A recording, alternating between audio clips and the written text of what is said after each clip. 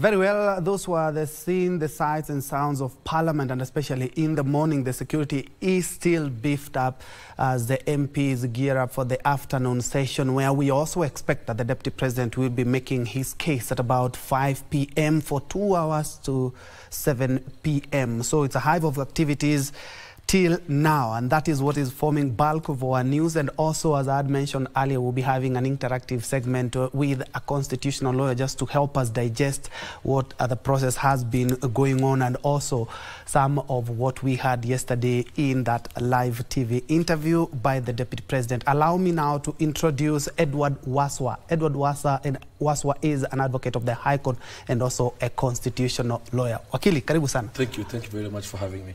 Welcome, welcome. And a lot to digest so far, and we have seen quite a charged atmosphere.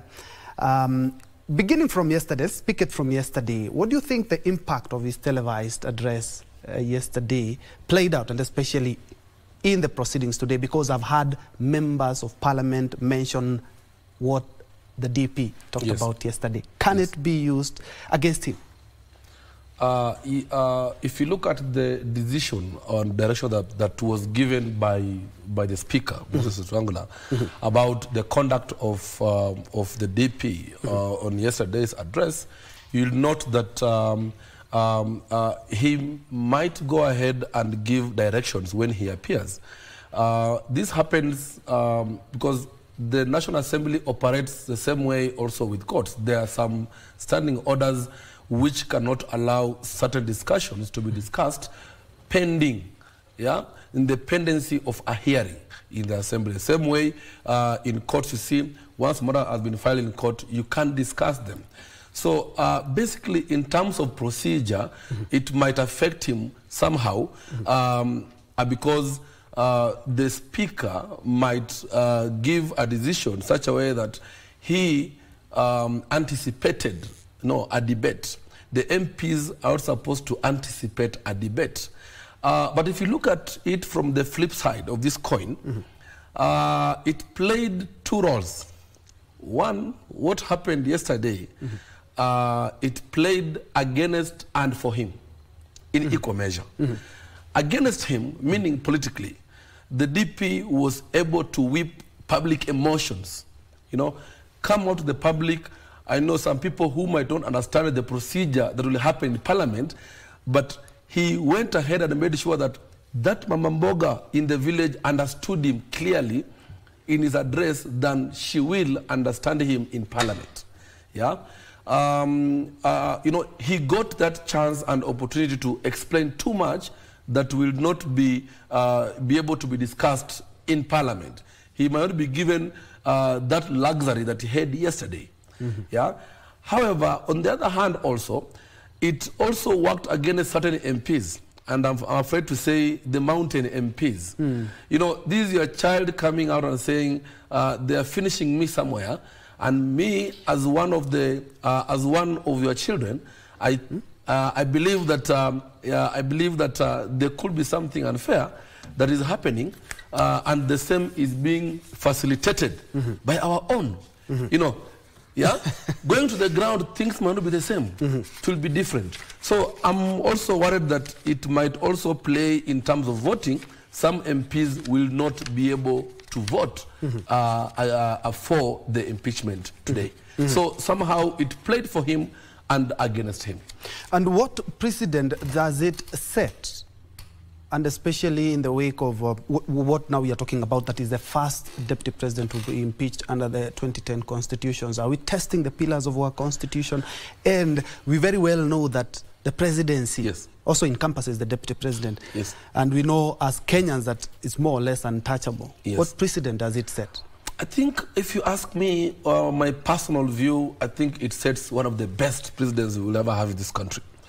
We've lived in a country where the presidency and the executive has had or has been so powerful in such a way that no one is able to touch these people. So in the event that this impeachment goes through, then I can assure you, even the president himself might be or will be looking at a risk of also being impeached. Because the threshold to impeach the deputy president is the same as the one to impeach the president. The same. So which means he is also at the verge of, or rather opening a Pandora where some people might, especially people who might want to use this against him in future, going forward, might want also to begin keeping records. Keeping records that might also work against the president. So if you ask me, this is one of the best presidents that we're looking at, and the court's also waiting to see how this plays out. However, when it comes to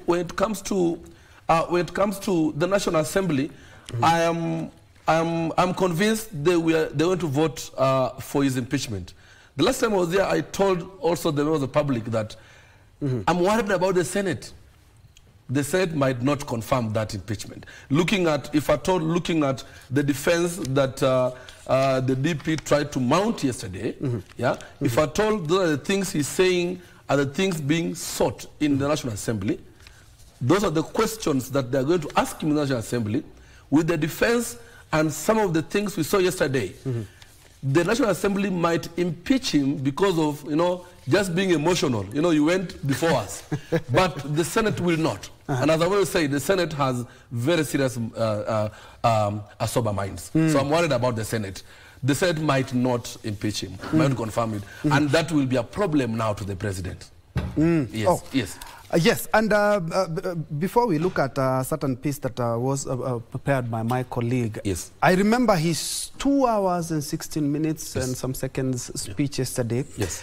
In the tail end, he talked about resignation and actually, first of all, laughed that it's not in my books. Yes. And those who are waiting for me to resign.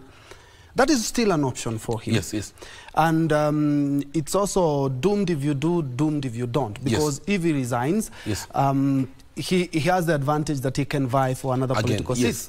And if he decides to fight his impeachment and loses, then he can be well out of any political seat anywhere. But before we do that, allow me to just read this so that we may be able to put that into perspective, where Deputy President Rigathi Gachagua on Monday night, last night, rubbished the impeachment motion against him, terming it as political deceit and conmanship. In a 2-hour press briefing, the DP poked holes on the contents of the impeachment motion, which he said failed to meet the impeachment threshold, pledging to appear in person to defend himself in Parliament on Tuesday. Gachagua denied accusations of corruption and fraudulently acquiring public property. Our reporter Abdi Aziz Hashim has the details of DP's final attempt to defend himself as legislators begin the debates that could see him hounded out of office or saved by midnight today. I don't want to speak in Kikuyu.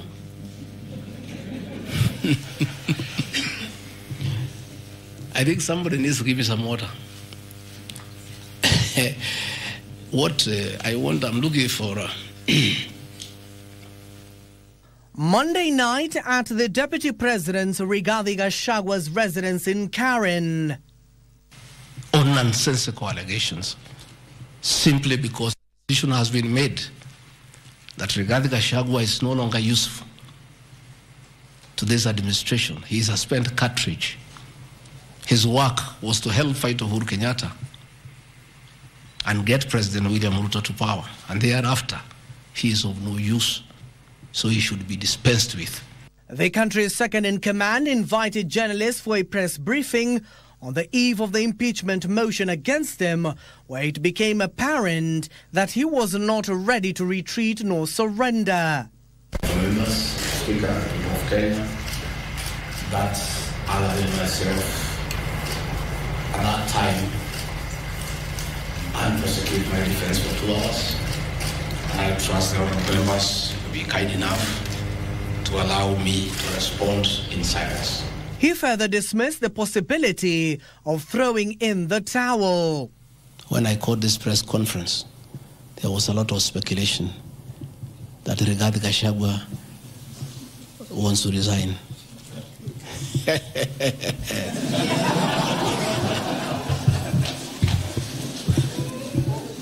It was akin to an emotional roller coaster as he defended his wealth and that of his family and dismissed any involvement in graft. That your properties that you worked so hard for many years to benefit your wives and children are now a subject of discussion and are alleged to be proceeds of corruption. From almost breaking down in tears, all this money that has come to me from a dead brother, I'm being told are proceeds of crime.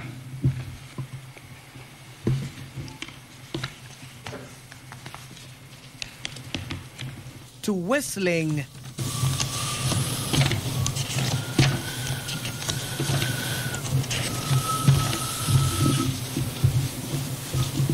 and even laughter.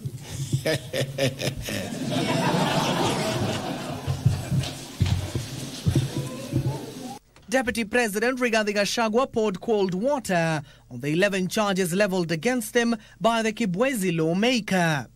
Njue Wainaina, the Honorable MP for Kenny, would have advised the Honorable Mutuse that he sold me this land in the year 2015. I have a sale agreement I'll give you with this picture. I bought this land from the Honorable Njue Wainaina in 2015. I was not even a member of parliament. And I'm sorry that I'm told the Honorable Wainaina is admitted in hospital because of threats, coercion. He is being forced to hang a brother against his will and his conscience. In a similar response to his recent petition filed at the corridors of justice, Gachagua stated that the move of the motion failed to expound the companies and properties listed with clarity. To dispose of the deputy president because of political deceit and conmanship and betrayal. They could not even get it right where the land is situated. They were in such a haste to get rid of the deputy president. Moreover, noting that his family was being persecuted by his so-called political detractors. Why should the deputy president go to look for foreign investors when his own children can invest at home? Children of many other people I know hide their money in Dubai and Cayman Islands. They don't want to invest here. And if we dare to invest, we should do it at our proxy so that we conceal our identity. Are we criminals by virtue of being a children? That's a question my children are asking me. He will also revisit his remarks of the country operating as a company with shareholders. It is not me. It is my boss, President William Ruto, who appended his signature with other leaders that Kenya is like a company of shares. It is not me. And he signed the agreements. Sharing Kenya is here, it's being shared. At least I saw Chama cha Kazi. They say the party leader should get something. Moses Kuria was given something. The Service Party of Mwangi Kujore got nothing. Here, he will delve into details of what he described as the fine print of the shareholding pre-election agreement. In an agreement between UDA, ANC, and Ford Kenya, the UDA would nominate the president and the deputy presidential candidates, which has happened. ANC would be allocated a position of prime cabinet secretary to be established within 14 days. It was given to Musalia. The office of the deputy president, Ford Kenya will be allocated the position of the Speaker of the National Assembly, which was given to Moses Wetangula. The Honorable Musalia Mudavadi, the Honorable Wetangula, and the people of Western, please don't condemn Rigathi Gachagua. The agreement is here, defining your share in the government. Although they were also supposed to give us 70% of the vote, which they did not. Nevertheless, since they gave a certain vote, they are still entitled to some share. They went ahead, Musalia Mudavadi and Wetangula, and they must follow these things. Because I will not follow for them because I was not party to the Western agreement. The agreements were with regions. So when people say I'm dividing regions, I'm simply following the Kenya Kwanza agreement. People have a problem that I'm a truthful man. The people of Western Kenya has now known today what their leader signed with President William Ruto.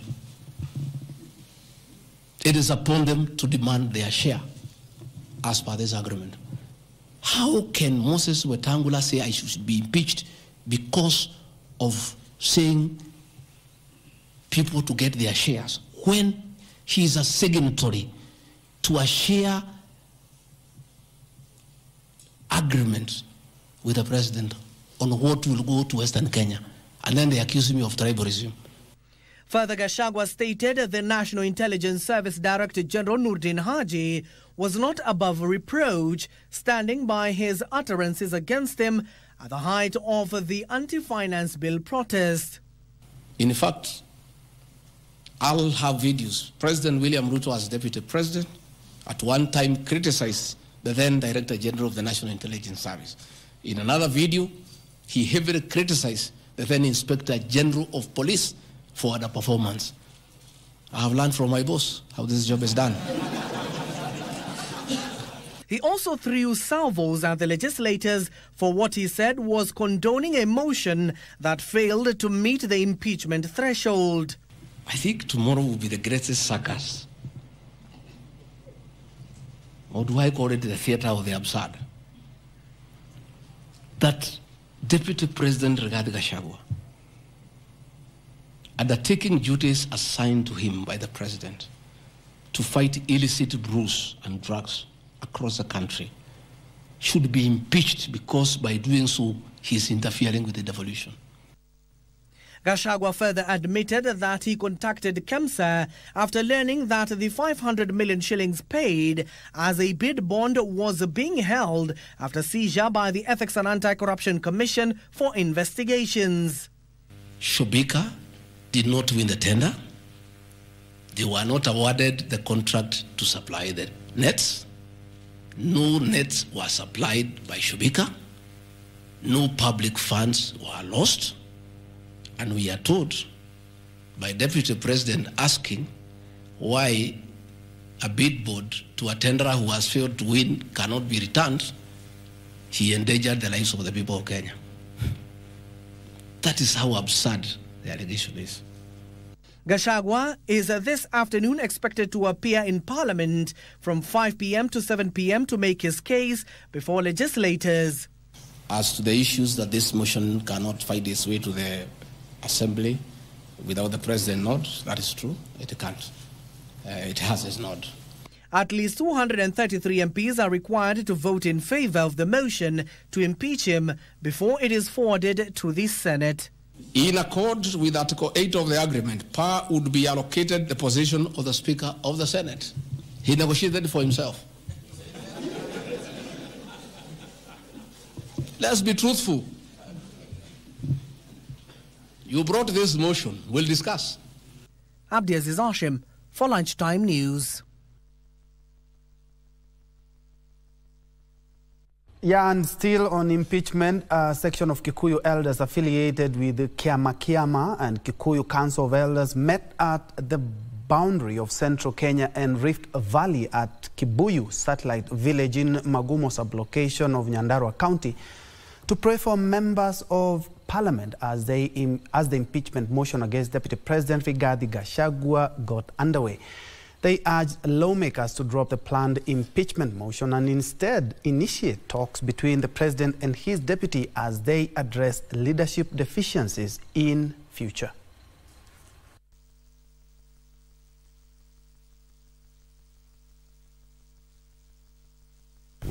Sisi kama jamii ya Gikuyu na sisi kama watu ya mlima ni vizuri tunasema na tunaongea na wabunge tuwaulize. Yeye aliomba msamaha. Kama kuna kitu kizuri mtu anaweza fanya ni kuomba msamaha. Aliomba msamaha kwa bunge na akaomba msamaha kwa rais. One Mr. Saitoti, he said there come a time where the nation is more important than individual. This time we want to take our nation to be a priority than what we have decided. Our MP please change your mind to save our country, to save the unity of all the community around, to save our country because we want peace.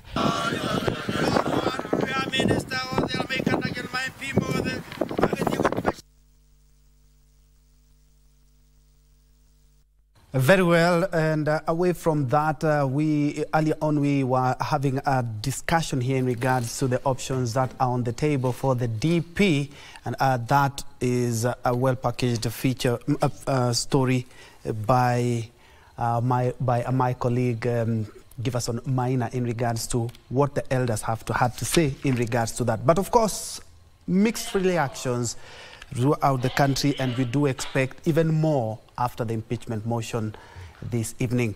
But away from that, let's get back to our topic of discussion where we are looking at the impeachment. I'm joined by Edward Waswa, who is a constitutional lawyer. And before that story, yes, we're looking at the resignation part.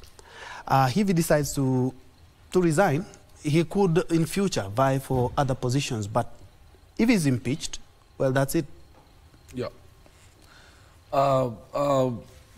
The DP has a chance to salvage his political ambition. Mm-hmm. And from whatever I saw yesterday, the mm-hmm. way after he was finalizing his speech and saying that, you know, you guys have been hearing, you want me to resign. And that laugh, if you ask me, it was a very sarcastic laugh. Mm-hmm. A person who is in such trouble, who laughs like that, knows or has an idea of the outcome.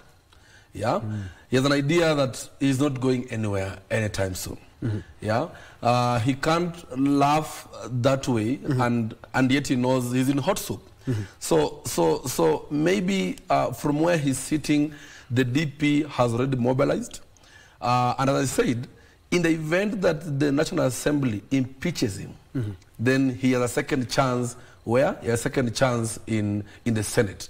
And you heard him yesterday, again, say clearly that we are going to fight up to the courts. So the way he's speaking also, he is well armed with the legal minds. Mm-hmm. So I'm sure that laugh, you know, was a sign of confidence from his lawyers who told him, don't worry, we can finish this process and we go to the courts. Remember, this is just a political process. Mm-hmm. Now, after the political process, we now jump to the courts, whereby now in court, we now fight a legal process.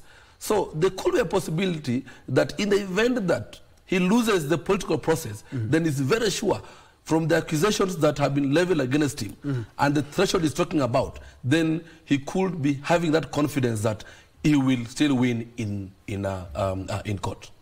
And because it's a process and yes. he might be impeached, yes, he yes. might not be yes, impeached. Yes, yes.